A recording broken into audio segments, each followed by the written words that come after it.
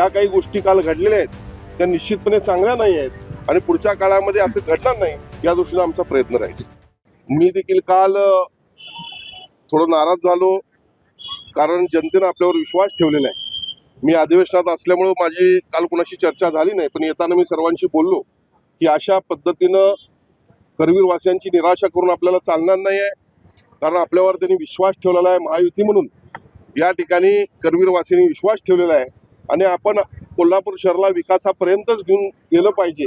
ज्या काही गोष्टी काल घडलेल्या आहेत त्या निश्चितपणे चांगल्या नाही आहेत आणि पुढच्या काळामध्ये असं घडणार नाही या दृष्टीने आमचा प्रयत्न राहील.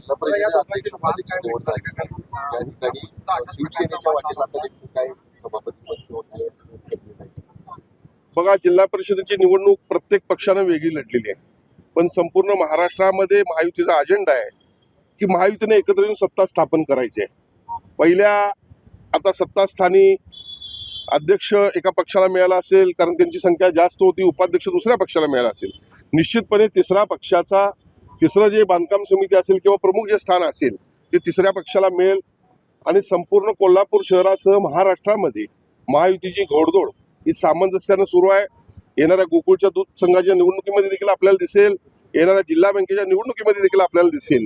सर्व ठिकाणी काँग्रेसचं नामोनिशाण मिटलेलं आपल्याला दिसेल.